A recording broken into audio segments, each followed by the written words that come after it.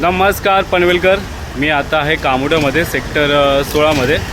तर तुम्हाला एक गोष्ट सांगायचं आहे की लोक फुटपाथवरून न चालता रस्त्यावरून चालतात. मी तुम्हाला आणि आपला फुटपाथ हा बघा असा असतो, तुम्हाला मी दाखवतो. फुटपाथ हा असा असतो.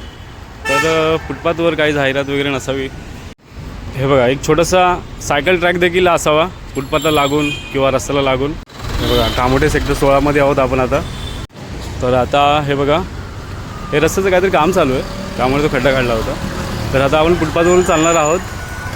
तर फुटपाथची काय परिस्थिती असं मी तुम्हाला हे समोर दिसते पहा. हे बघा, ही कामोड्याची कोकण एरिया आहे. तर इथे सिग्नल असायला पाहिजे.